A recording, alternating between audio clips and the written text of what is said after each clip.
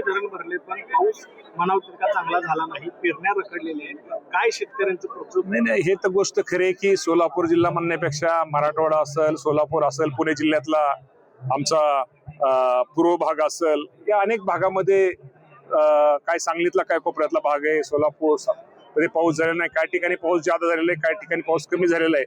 या बाबतीमध्ये आता आपण वाट पाहतोय की पाऊस लवकरात लवकर पडावा. धरणं तर सगळी 100% भरलेली आहे आणि जे कॅनल चालू आहे कॅनल तर तेवढेच आहे. त्यामुळं शेतकऱ्यांची मागणी वरच्या फाट्याला पाणी लगेच द्या, काही लोकांची खालच्या फाट्याला पाणी द्या. कॅनल तर आपल्याला मोठा करता येत नाही आणि धरणामध्ये पाणी आहे, परंतु शेवटी आपल्या कॅनलची कॅपॅसिटी कमी असल्यामुळं पाण्याच्या बाबतीमध्ये शेतकऱ्यांना अडचणी ह्या येत आहेत. आता एवढंच आपण पांडुरंगाला आता पाहता आलोय. आपण सोलापूर जिल्ह्यामध्ये पांडुरंगाला साकडं घालू, लवकरात लवकर पाऊस पडू दे आणि पाऊस जर चांगल्या प्रकारचा झाला तर आपल्याला इतर ठिकाणी आपले जे तलाव आहेत, आपल्या तलावामध्ये आपल्याला पाणी भरता येत, तलावात नेहमीप्रमाणे आपल्याला तलाव भरता येतील. शेतकऱ्याला फायदा होतो का व्यापाऱ्यांना यामध्ये फायदा होतोय? साखर 75 रुपये गेली, पण कारखान्याकडे स्टॉक किती आहेत? कारखान्याकडे माझ्या माहितीप्रमाणे साठवणूक क्षमता, आपल्याला माहिती, आपल्याला बँकेचं कर्ज असल्यामुळे कारखाने जसं कोटा मिळेल तसं ते विकत असतात. कारखान्याकडे थोडा कोटा मला वाटतं त्यांची जी साठवणूक क्षमता आहे त्यामध्ये कमी आहे, परंतु निश्चित प्रकारे म्हणून जे फसतं हे आमच्या महिला भगिनींसाठी असतं. महिला भगिनींना वाटलं, महिला भगिनींना काय असतं, तिला प्रत्येक महिला भगिनीला वाटतं की माझ्याच वाट्याला दुःख का, मलाच अडचणी का, ह्याचं चांगलं तेच चांगलं. त्यांना वाटलं असेल मंत्री, पोलीस, गाडी बिडी, त्यामुळे त्यांना वाटलं असेल की मंत्र्याचं किती बरं आहे. त्यामुळे ताई सगळ्याच सारखं असतं. त्यांना एक उत्तेजन आहे, त्यांना प्रेरणा माझ्या महिला बहिणींना मिळावी, यातनं हा उद्देश होता. आणि ही गोष्ट खरी आहे ना. आता मी पण आज मुंबईत पहाटे 3 वाजेपर्यंत काल मुंबईला होतो, कार्यक्रमात होतो. रातोरात आलो, तालुक्यात इंदापूरचे कार्यक्रम केले, आता तुमच्या तालुक्यामध्ये कार्यक्रम करतोय. तेव्हा महिलांना मी माझं रात्रीचं जेवण किती वाजता झालं, आज किती वाजता जेवलो, गाडीतच जेवलो, त्यामुळे हे दिसतं शेवटी. नाही, अजित दादा नसल्यामुळे नक्की आठवणी शेवटी दादा होते ना. शेवटी दादांची आठवण तर सगळ्यालाच येते. परंतु मी तुम्हाला आजही सांगतो की राज्याचे मुख्यमंत्री देवेंद्र फडणवीस साहेब असतील, एकनाथजी शिंदे साहेब असतील, सुनेत्रावहिनी पवार असतील, हे नेते खूप चांगलं काम करतायत. आम्हा लोकांना खूप चांगल्या प्रकारचं काम करण्याला पाठिंबा देत आहेत. त्यांचाही निश्चित प्रकारे आम्ही आभार मानतो. नाही, या बाबतीमध्ये आम्ही जाहीर केलेले की आमचा जो निर्णय असेल तो आमच्या प्रमुख सुनेत्रावहिनी पवार आमच्या प्रमुख आहेत.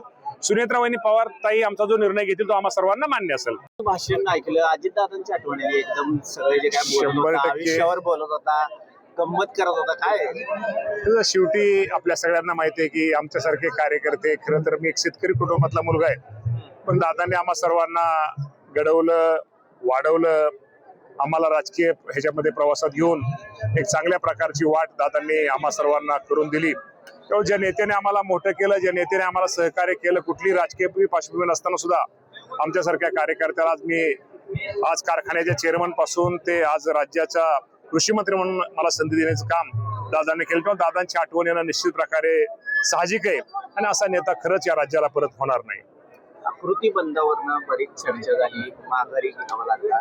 काय नक्की कारण आहे आणि आता काय त्याच्यावर पुढे? आकृती बंदाच्या बाबतीमध्ये आपल्या सगळ्यांना माहिती आहे की खरं तर आकृती बंद 17 वर्षानंतर पहिल्यांदा झाला आणि आपलं म्हणणं बरोबर आहे की आमच्या कृषी अधिकाऱ्यांच्या बाबतीमध्ये थोडं जरा काही अधिकाऱ्यांना, काही संघटनेच्या लोकांना, कार्यकर्त्यांना विश्वासात घेणं गरजेचं होतं. परंतु त्यांनी 1500 खातेदारावरती एक कृषी सेवक असं त्यांची ती कृषी सहाय्यकाची त्यांनी नेमणूक केली. खरंच आपल्याला माहिती आहे आपल्या भागात ठीक आहे, परंतु विदर्भ, मराठवाडा, कोकण, काही भागामध्ये, डोंगराळ भागामध्ये की संख्या एकच शेतकऱ्याची संख्या त्यामुळे सेवकांची संख्या तिथं कृषी सेवकांची तर कमी झाली. त्यामुळे खरं तर तो उद्रेक सगळ्या सेवकांचा होता आणि काही ठिकाणी ज्यादा आणि काही ठिकाणी कमी अशी सेवकांची आकृती बंदामध्ये संख्या झाली होती.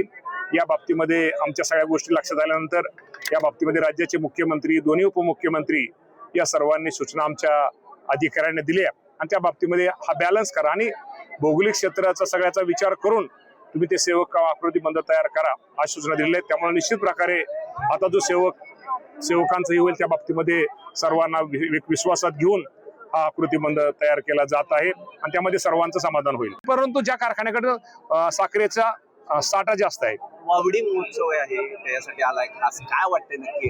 खरंच आयुष्यामध्ये वावडी उडवलीच पाहिजे, कबड्डी खेळलीच पाहिजे, हुतुतू खेळलंच पाहिजे. शेवटी आपण खेळलं पाहिजे आणि आपल्याला त्यातनं एक आनंद मिळतो. आज बघा ना किती एवढा मोठा म्हणजे आज सगळ्या 30-30 फुटाच्या इथं वावड्या आहेत.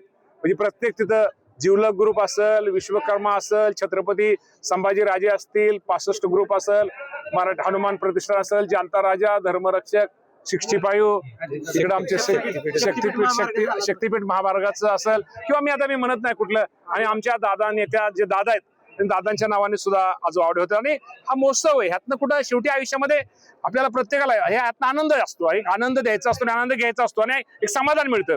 रोज काम वेगळं असतं आणि हे वावडी महोत्सव काय प्रत्येक वर्षी नसतो, वर्षातून एकदा येतो.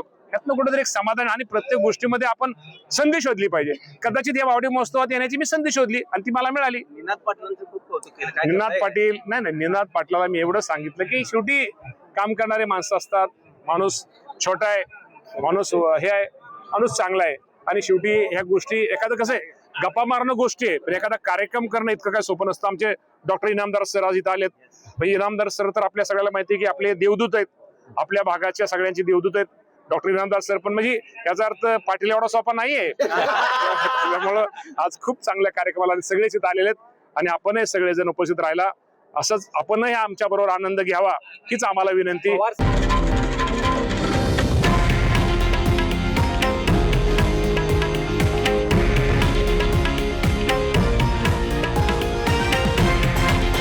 हे आहे देशातील नंबर 1 न्यूज नेटवर्क आणि आपण पाहत आहात TV9 मराठी, एकमेव.